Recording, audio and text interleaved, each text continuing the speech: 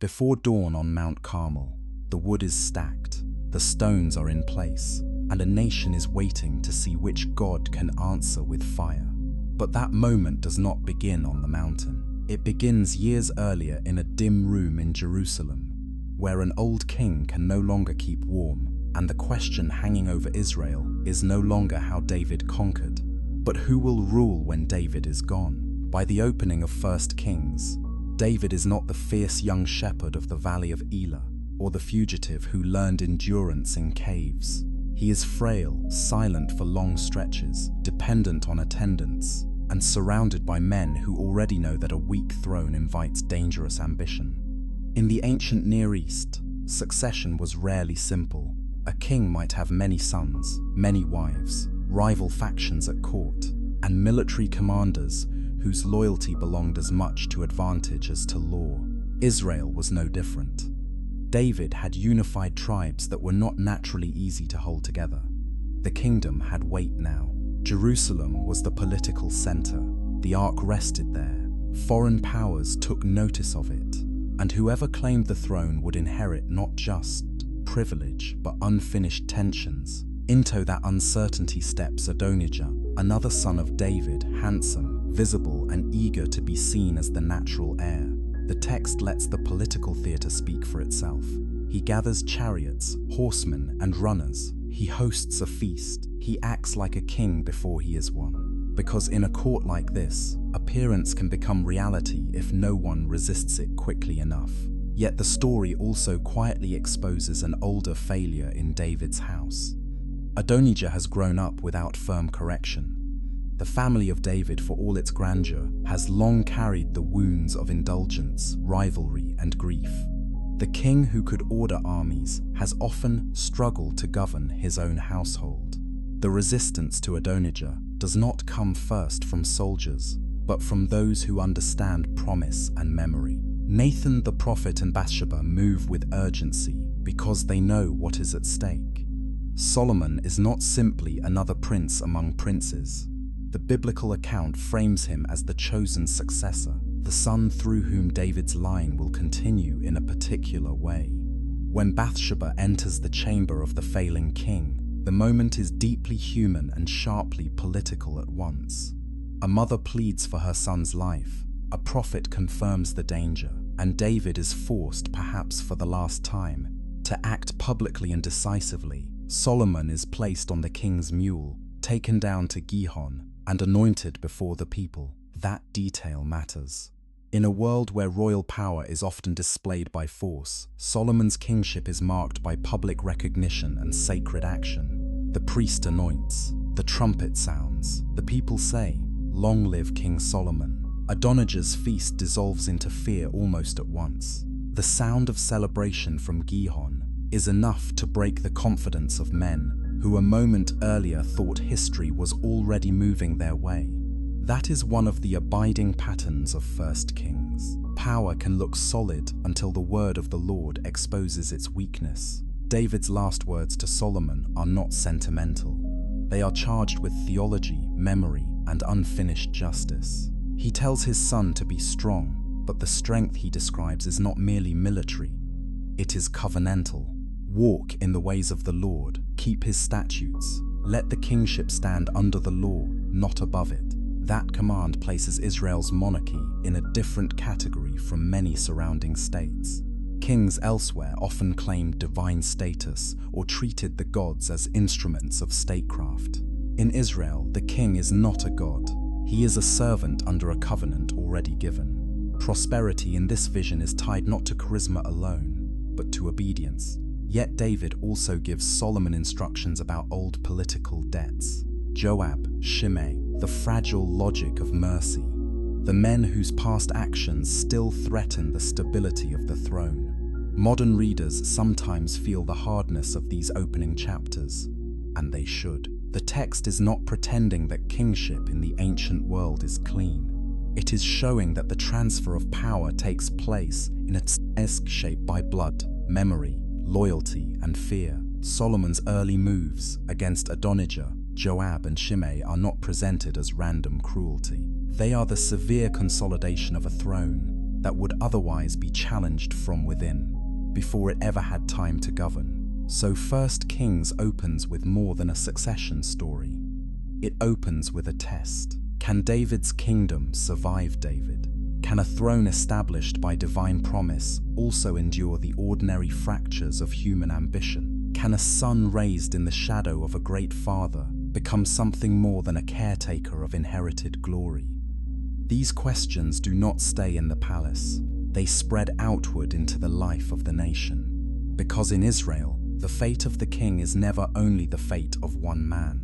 The king's choices shape worship, justice, alliance, taxation, war, and the moral atmosphere of the whole people. That is why the story begins in a sick room and already feels like a storm gathering over a country. Chapter 2: Solomon's first great act is not to build, but to ask. That is what gives the early part of his reign its unusual texture. He has inherited a throne through danger. He has secured it with decisive force. He rules over a people numerous enough to be compared with the dust and sand promised to Abraham. Yet when the Lord appears to him at Gibeon and tells him to ask what he desires, Solomon does not reach first for a larger army or longer life or vengeance against enemies. He asks for a listening heart. That request is often translated as wisdom, and it is wisdom, but in the biblical sense it is not mere cleverness. It is the capacity to judge rightly, to hear beneath appearances, to separate truth from noise, to govern a covenant people with moral seriousness. Gibeon itself is an important setting. Before the temple is built, worship is still conducted at high places, and the sacrificial life of Israel is not yet gathered into a single permanent center. The age is transitional. The ark is in Jerusalem, yet the full structure of royal worship has not arrived.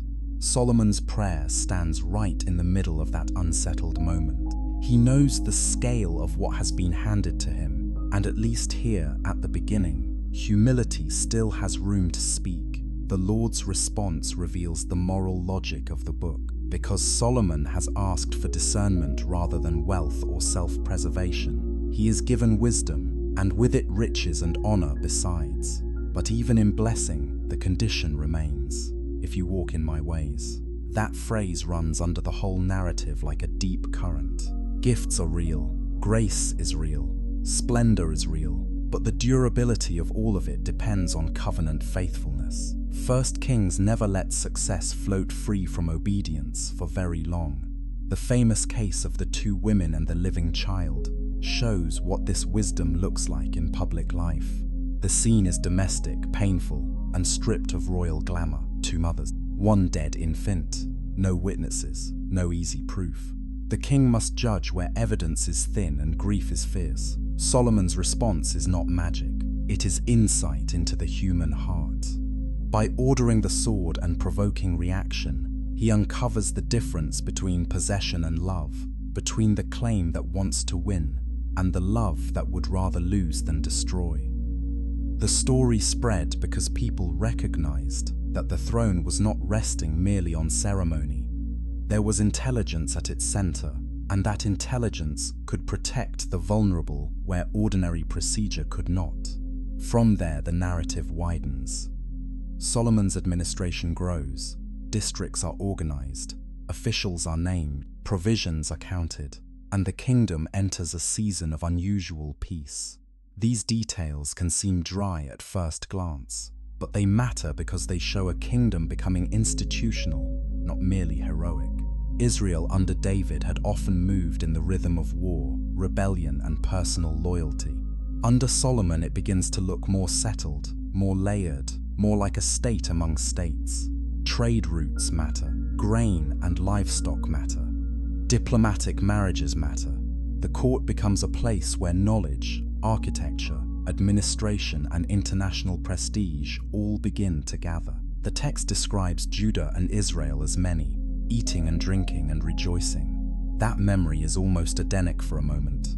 People under their vine and fig tree, security without constant siege, a realm stretching across contested lands where roads, tribute, and alliances now create stability rather than merely surviving crisis. It is difficult to overstate how powerful such an image would have been for later readers who lived through invasion, exile, and loss. Solomon's early reign becomes the memory of what a wise and ordered kingdom might look like under divine favor.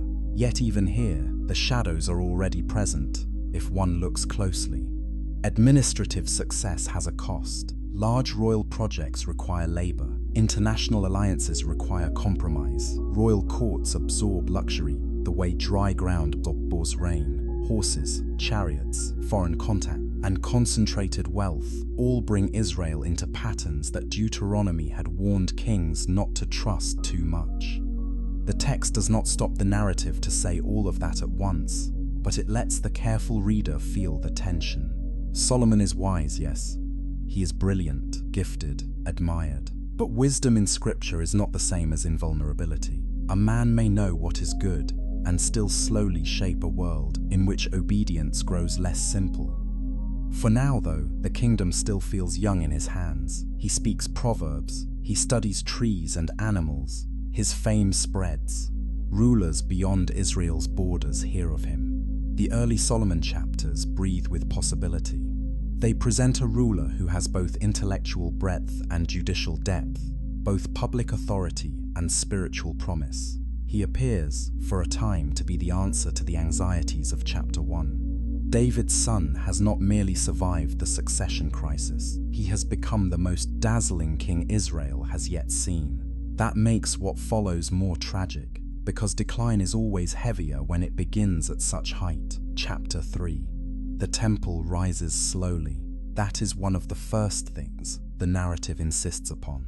7 years of labor, planning, cedars floated from Lebanon, stone cut and shaped away from the site, so that the mountain of Jerusalem is not filled with the noise of hammering while the house is built. The care matters because this building is not treated as a royal monument in the ordinary sense.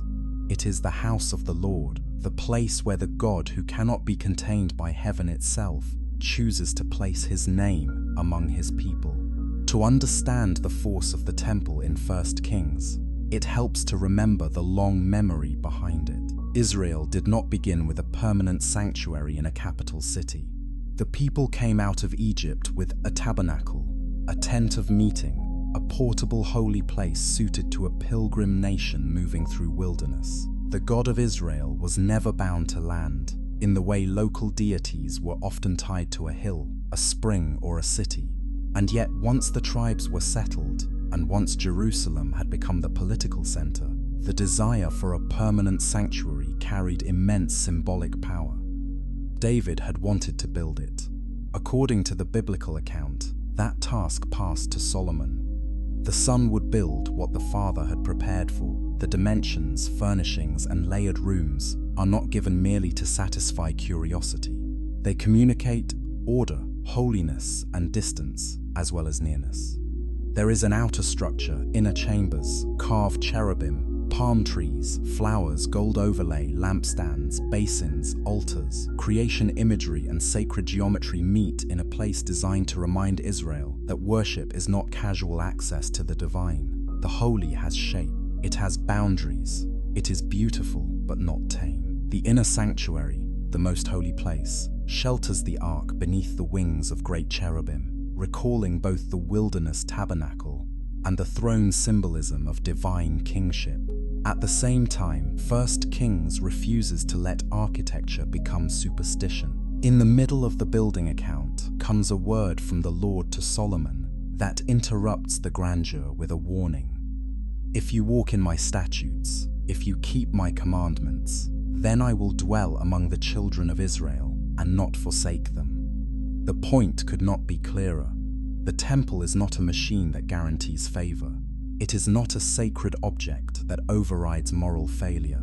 It is a chosen place of presence within a covenant relationship. Without obedience, even the holiest structure can become a witness against the people who misuse it. When the ark is finally brought in and the priests withdraw, the cloud fills the house so that they cannot stand to minister. This is one of the great scenes in the Hebrew Bible, and it echoes Sinai as much as it crowns Solomon. The same God who descended in thick cloud and fire now fills the sanctuary in Jerusalem. The invisible becomes overwhelming without becoming visible in human form. Israel's God remains beyond control, beyond image, beyond containment, and yet unmistakably present. That paradox stands at the center of temple theology. Near, but not domestic. Present, but not possessed. Solomon's dedication prayer is remarkable because it understands that paradox better than many later generations would. He blesses the assembly, recounts the promise to David, and then says, what every temple builder in the ancient world might be tempted to forget. Heaven and the highest heaven cannot contain you. How much less this house that I have built? In other words, the temple matters immensely, but God is still greater than the temple. That sentence protects biblical faith from becoming local magic.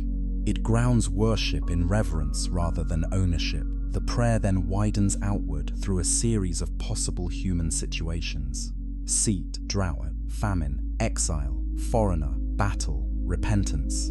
Again and again, Solomon asks that when people pray toward this place, the Lord would hear from heaven and act. That movement is essential. The temple is not the ceiling of God's world. It is a focal point from which mercy may be sought. Even the foreigner is named. If someone from a distant land comes, because they have heard of God's great name, hear them too. In that brief turn, the temple becomes not only national center, but a sign that Israel's calling was never meant to end inside itself. The sacrificial celebration that follows is enormous, and the people leave joyful. Yet there is also another quiet detail that matters. Solomon's own palace takes 13 years to build, nearly twice as long as the temple.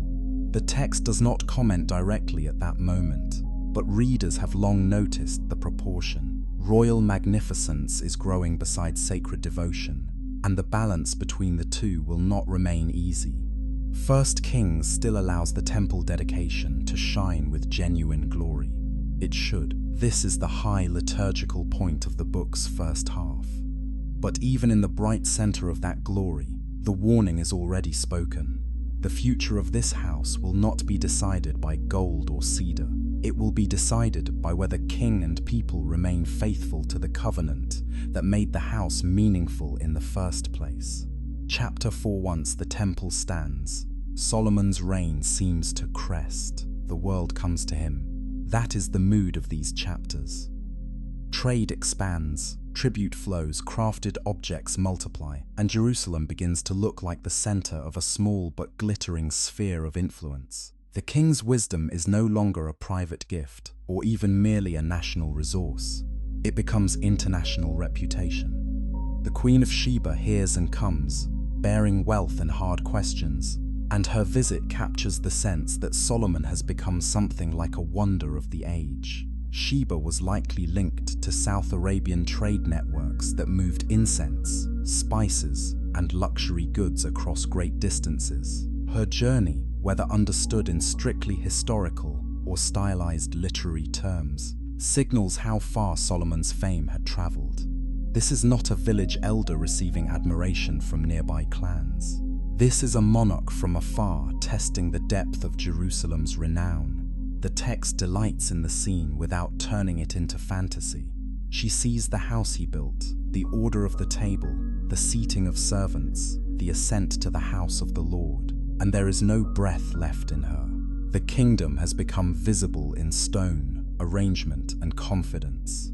Wisdom has built a world others can feel when they enter it. Yet admiration from abroad is one of the subtle tests of any ruler. Once kings become symbols of success, they begin to live inside mirrors held up by others. Horses are imported. Gold accumulates in almost ceremonial abundance. Shields are made not for war but for display. The court becomes a place where magnificence itself starts to speak a political language. In the ancient world, splendor was not empty decoration. It announced stability, power, and cosmic order. But Israel's story always carries a question beneath such grandeur. When does splendor become a rival loyalty? The text begins to answer that question through Solomon's marriages. The alliance with Pharaoh's daughter is politically intelligible.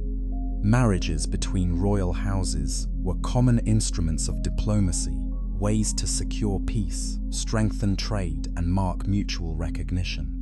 But what is politically intelligible is not always spiritually safe. The king who built the temple is also building connections to worlds of worship that do not share Israel's covenant. At first, these ties may seem manageable, even harmless beside the scale of his success. That is often how compromise works in Scripture. It rarely enters announcing itself as apostasy. It enters as convenience, prestige, and the reasonable cost of keeping the kingdom strong. When the Lord appears to Solomon again, the message is both gracious and severe.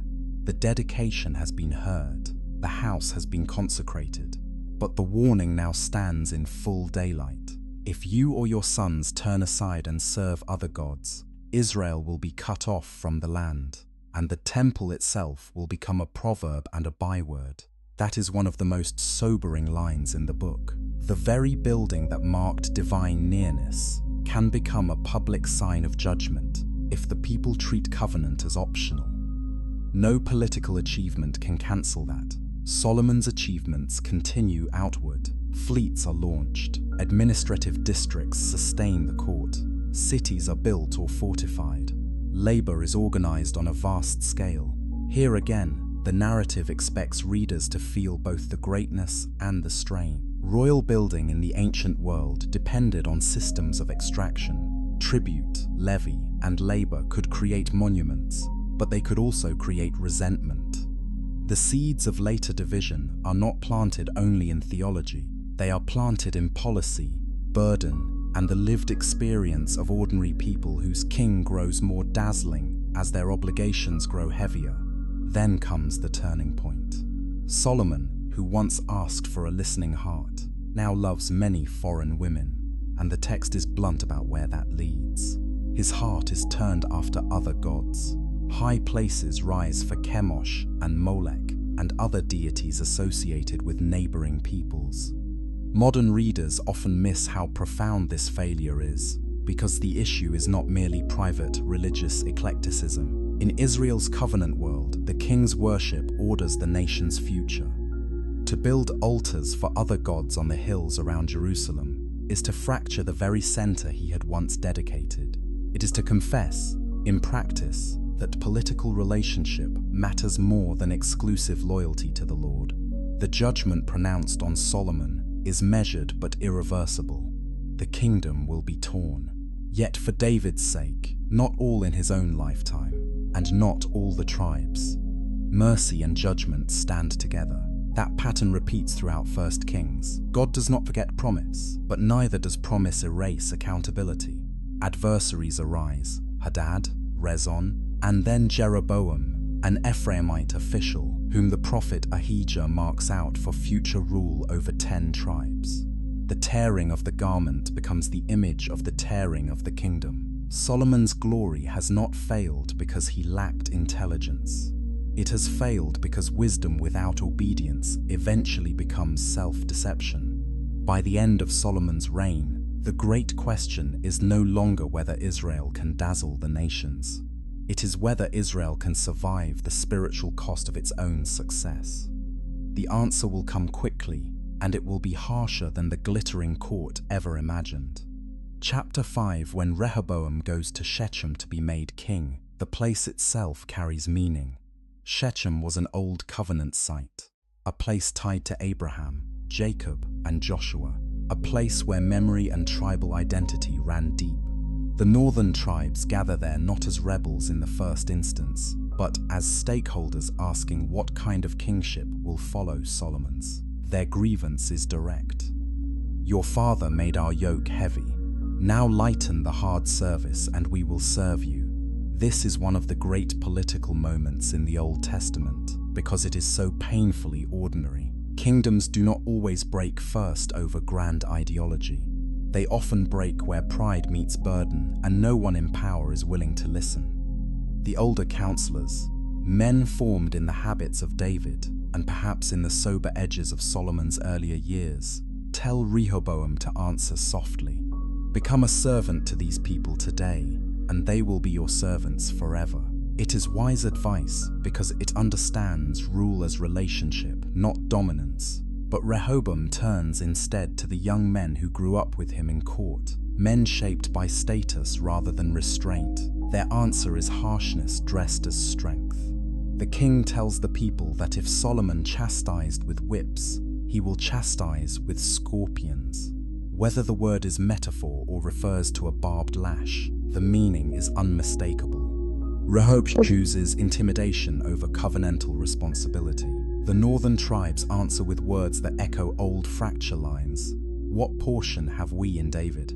To your tents, O Israel. The united monarchy, barely a century old from Saul through David and Solomon, shatters in a single exchange. Political folly becomes the instrument through which a judgment already spoken against Solomon now enters history. Jeroboam, once a servant of Solomon and then a fugitive in Egypt, returns to lead the north.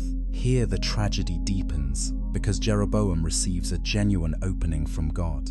Through Ahijah, he is told that if he walks in the Lord's ways, he too can be established. The division of the kingdom does not force apostasy. There is still a path of obedience open. But Jeroboam looks at the map, looks at Jerusalem, looks at pilgrimage, and chooses fear. If the people keep going south to the temple, he thinks, their hearts will return to the house of David. So he does what rulers often do when they fear losing loyalty. He reshapes worship to secure politics. Golden calves are set at Bethel and Dan. New shrines are established. Non-Levitical priests are appointed. A festival is arranged to rival the one in Judah. Jeroboam even echoes language from the Exodus traditions, though now in corrupted form. This is not random paganism imported from nowhere. It is counterfeit Yahwism, a domesticated religion designed to preserve state power. That makes it more dangerous. The people are not being asked to abandon sacred memory altogether.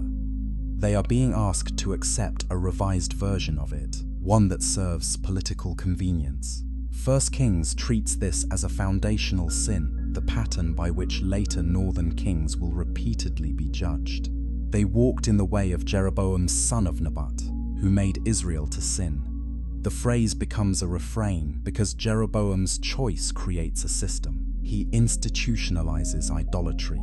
He teaches a kingdom to separate worship from obedience and to believe that visible religious forms can be rearranged whenever power requires it. Meanwhile, Judah does not emerge as innocent. Rehoboam remains in Jerusalem with the temple intact, but possession of the right sanctuary does not produce automatic faithfulness. There are high places, sacred pillars, and Asherah symbols in the land. The southern kingdom has continuity with David and access to the temple, yet it too shows how quickly covenant life can hollow out when external identity replaces inner loyalty. When Egypt's king Shishak comes against Jerusalem and takes treasures from the temple and the palace, the humiliation is not only military. The gold shields Solomon made are replaced by bronze. The glitter remains, but it is thinner now, a sign of decline disguised as continuity. The contrast between the kingdoms will matter throughout the rest of the book. Judah has the Davidic line and Jerusalem. Israel has larger territory at times, greater instability, and a pattern of dynastic violence. But both are judged by the same God, and both reveal that institutions without obedience become fragile. The split is more than a civil war. It is the visible form of a deeper spiritual fracture already at work since Solomon's last years. The dividing of the kingdom also changes how prophecy functions in the narrative.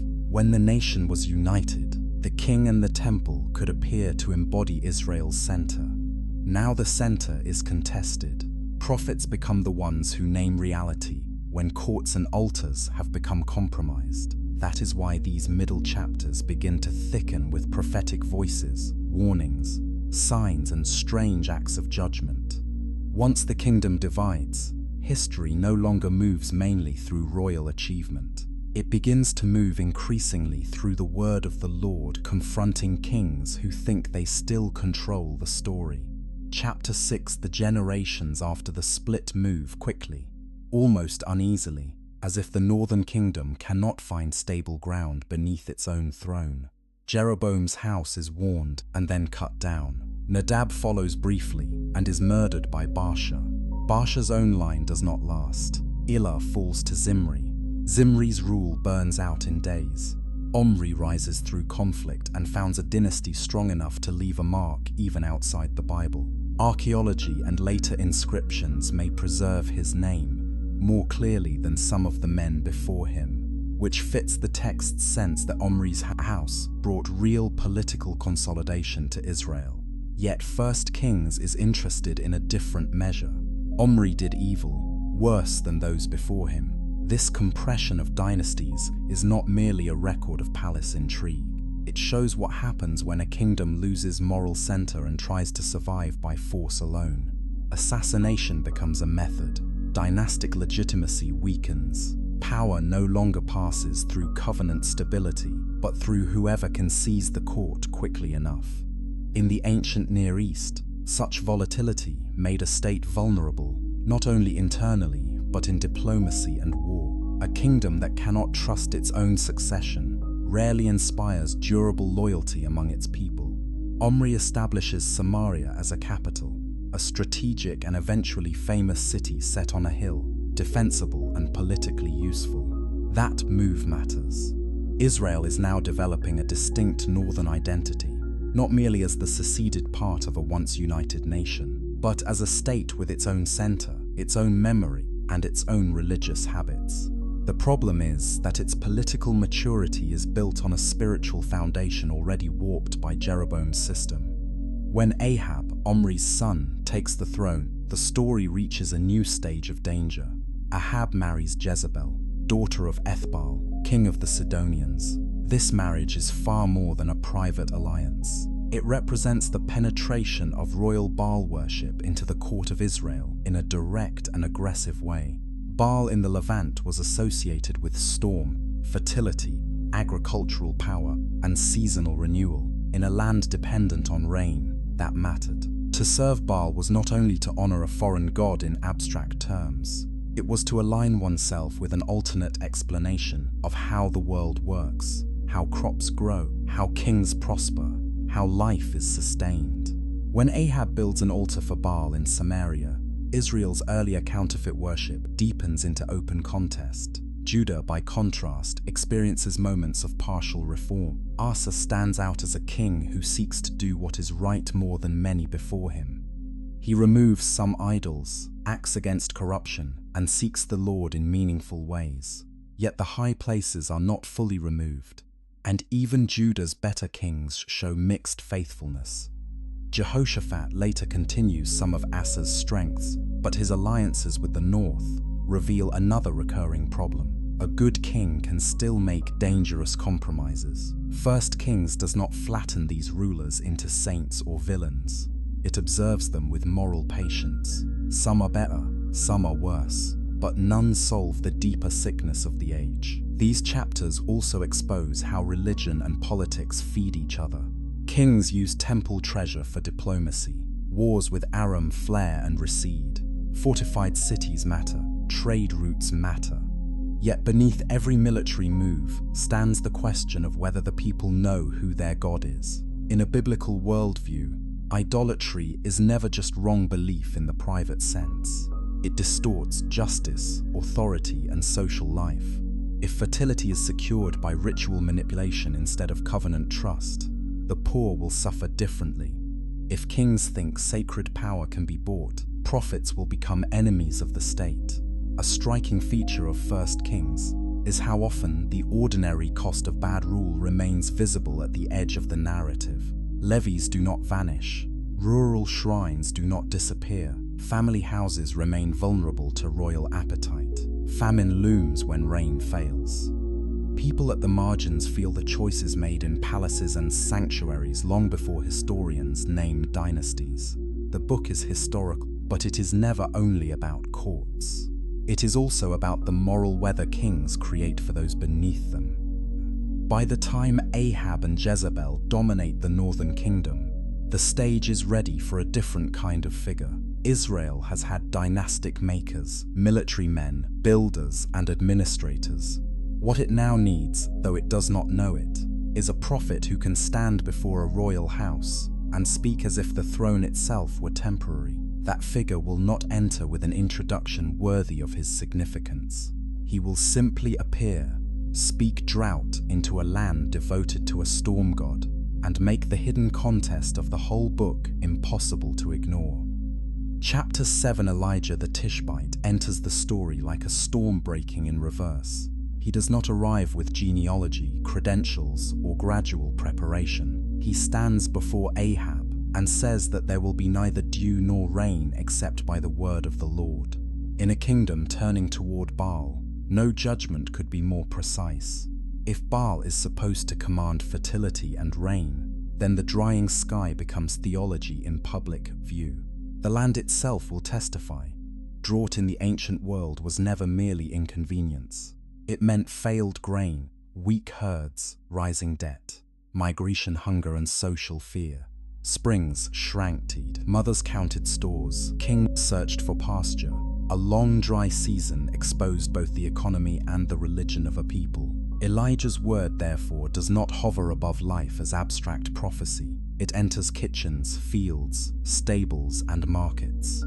The judgment is as physical as dust. The prophet himself is hidden first by the brook Cherith, fed by ravens, and then sent north into Sidonian territory, to Zarephath, the homeland region of Jezebel's people.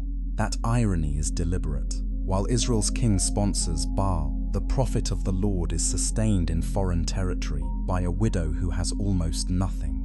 Her jar is nearly empty, her son faces death, and yet the word given through Elijah becomes provision. In biblical terms, this is more than a miracle of survival. It is a revelation of divine freedom. The Lord is not confined to Israel's institutions, especially when those institutions are corrupt. He can preserve life in a widow's house beyond the official borders of the covenant nation. When the widow's son dies, and Elijah stretches himself upon the child, praying for life to return, the story goes deeper still. The contest is no longer only over rain or public worship. It is over death itself, over whether the Lord sees the grief of the poor and acts with mercy where royal religion has brought only emptiness. The child lives, and the widow confesses that the word of the Lord in Elijah's mouth is truth. That sentence matters because 1 Kings is building toward a public decision. Who speaks truth in Israel? The court prophets of power, or the troubling solitary man whose words are confirmed in drought, flower, and resurrection? Mount Carmel becomes the place where that question is forced into the open. Carmel was a fertile region associated with abundance, making it a charged location for a confrontation over the God who gives rain. Elijah gathers the people and asks the question the whole nation has been postponing. How long will you limp between two opinions? If the Lord is God, follow him. If Baal, then follow him. The people say nothing. Silence is sometimes the clearest confession. They do not know or do not dare to say where their loyalty truly lies. The scene that follows is unforgettable because of how controlled it is. 2 altars, 2 bulls, no fire. The prophets of Baal cry out from morning until noon, then wound themselves according to their custom. A ritual attempt for divine attention. Nothing happens. No voice, no answer. No one responds. The repetition is merciless, and that is the point. A false god, socially powerful, is still absent at the hour of need. Elijah repairs the broken altar of the Lord with 12 stones, invoking the older unity of Israel. Even though the kingdom is divided, he drenches the sacrifice with water, not once but again and again, until trench and wood are soaked. Then he prays a short prayer, no spectacle of self, no frenzy, simply that the people may know that the Lord is God and that he has turned their hearts back. Fire falls. It consumes sacrifice, wood, stones, dust, and water. The people fall on their faces. The Lord, he is God. And yet 1 Kings is too honest to let Carmel become a permanent solution. Jezebel remains. Ahab remains. and Elijah himself collapses almost immediately under exhaustion and threat. He runs to the wilderness, asks to die, and lies down under a broom tree. This is one of the most human turns in the book. The prophet of fire becomes the prophet of depletion. Great public victory does not erase personal fear. The spiritual life of Israel is not mended in a day. So Elijah is fed, allowed to sleep, and sent on toward Horeb, the mountain of earlier revelation. There the Lord is not found in wind, earthquake, or fire, though each passes by. He is encountered in a low sound, a quiet thinness that humbles the expectation that God is present only in spectacle. The lesson is not that Carmel was false, fire was real, judgment was real, but the God of Israel is no prisoner of display. He speaks in ways that steady a broken servant after noise has failed to heal him. Elijah learns that he is not alone. 7,000 remain who have not bowed to Baal, and he is given work still to do. Kings will rise and fall, and Elisha will follow him. The story of 1 Kings turns here from confrontation to continuation. The word of the Lord will outlast every court that resists it. Chapter 8 Elisha is called While Plowing, which is exactly where a country in turmoil would need its future prophet to come from. Not from the palace, not from priestly ornament, but from the field. Elijah throws his cloak over him, a sign more powerful than ceremony, and Elisha leaves oxen, family, and ordinary security behind. Prophetic succession in 1 Kings is not dynastic. It is vocational, disruptive, and rooted in the word rather than bloodline. That difference matters in a book obsessed with royal houses. Kings keep trying to secure legacy through sons, marriages, cities, and force. Prophets are raised by call. Ahab, meanwhile, does not remain inactive after Carmel. The northern kingdom is still a real state with real enemies, especially Aram under Ben-Hadad. These war narratives remind us that the book is not drifting into private spirituality. Nations are moving, alliances are shifting, and survival in the Levant requires strategy. Surprisingly, the Lord grants Ahab victories against Syria, not because Ahab is righteous, but because Israel must still learn who truly rules history. Even enemy boasts become occasions for revelation. When Arameans say the God of Israel is a God of the hills but not of the plains, the coming battle becomes a contest over divine sovereignty beyond geography. Ahab wins, yet even his victories expose his shallowness. When Ben-Hadad is delivered into his hand, Ahab spares him and makes treaty where judgment had been required. Mercy in Scripture can be noble, but selective mercy offered for political convenience is something else. The prophet rebukes him through acted parable, and again the book shows that kings often fail not only by obvious cruelty, but by calling pragmatic advantage wisdom. Ahab is a complex man. He can show flashes of responsiveness, even humility, but he does not submit fully enough for it to change the direction of his reign. Now, where is that clearer than in the story of Naboth's vineyard? The scene is small in scale compared with temple building or international war, yet morally it may be the sharpest indictment in the book. Naboth owns a vineyard near Ahab's palace in Jezreel. Ahab wants it for a vegetable garden, a detail so plain it almost makes the story worse. This is not a desperate need of state, it is appetite. Naboth refuses, not out of stubbornness alone, but because ancestral land in Israel carried covenant significance. Family inheritance was not mere property in the modern sense. It was identity, continuity, and place within the gift of the land. To surrender it lightly would be to treat covenant memory as disposable. Ahab goes home sullen, lying on his bed, turning away food. The king who commands armies behaves like a thwarted child. Jezebel sees the problem more clearly than he does. In her political imagination, power exists to remove obstacles, not to honor inherited boundaries. She arranges false witnesses, accuses Naboth of blasphemy, and has him stoned. The judicial process is weaponized, and the innocent man dies so the royal house can expand its convenience by one more parcel of ground. This is where Elijah re-enters with devastating force. He meets Ahab in the vineyard itself, as if judgment must stand exactly where injustice thought it had secured silence. Have you killed and also taken possession? The question strips away every excuse. It is both accusation and theology. Royal abuse of land, law, and life is not merely a social wrong. It is rebellion before the God who gave Israel the land and set limits on power within it. Elijah then pronounces doom on Ahab's house and on Jezebel. Dogs will lick blood, dogs will eat flesh. The language is severe because the crime is not only murder, it is the public corruption of justice under a king who should have defended it. And yet, astonishingly, Ahab humbles himself. He tears his clothes, fasts, and goes about subdued. The Lord notices, judgment is delayed, not cancelled, but delayed. Once again, 1 Kings refuses simplicity.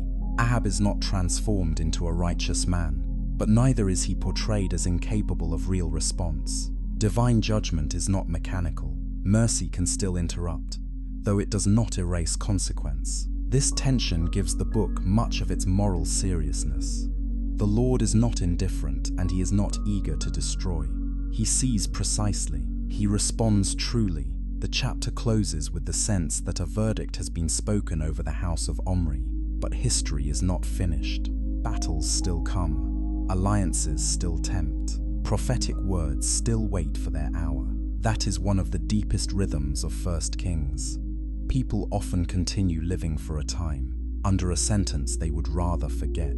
Palaces remain standing. Armies still march. Meals are still eaten. Yet the word has already named the end. What remains is whether anyone will hear it before the final field is stained. Chapter 9, the last movement of 1 Kings, gathers kings and prophets into one final collision. Jehoshaphat of Judah, a better man than Ahab in many respects, enters alliance with the northern king and agrees to go to war at Ramoth Gilead.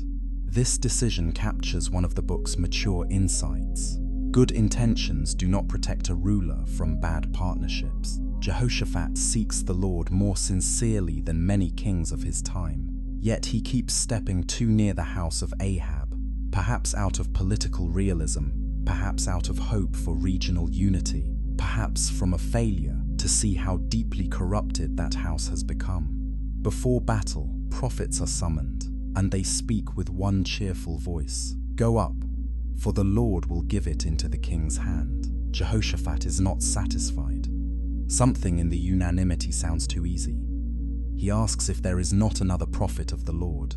Ahab's answer is revealing. There is one, Micaiah son of Imlah, but I hate him, for he never prophesies good concerning me, only evil. That sentence says more about royal religion than many long speeches could.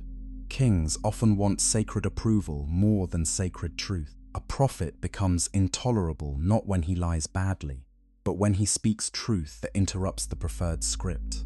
Micaiah first mocks the situation by echoing the expected approval, and then, under oath, he unveils a vision. Israel scattered on the mountains like sheep without a shepherd. He describes a heavenly scene in which Ahab's downfall is permitted through deception among his prophets. The passage is mysterious and has troubled interpreters for centuries, as it should. 1 Kings is not offering a simple metaphysical diagram. It is showing, in prophetic form, that when rulers repeatedly reject truth, judgment may take the shape of being handed over to the lies they prefer. False assurance becomes part of the sentence. Ahab imprisons the prophet and goes to battle anyway, attempting one last clever escape by disguising himself while Jehoshaphat wears royal robes. It is a final gesture of the same old confidence. Perhaps fate can be outmaneuvered. Perhaps prophetic judgment can be dodged through tactics. But a random arrow, drawn by a soldier who does not know the larger story, finds the joints of Ahab's armor. The randomness is only apparent. In the world of 1 Kings, history is full of such moments, where human intention looks accidental and divine judgment proves exact. Ahab bleeds in his chariot all day, and dies at evening. The army scatters. When the chariot is washed, dogs lick up his blood, as Elijah had said. The details are not there to satisfy grim curiosity.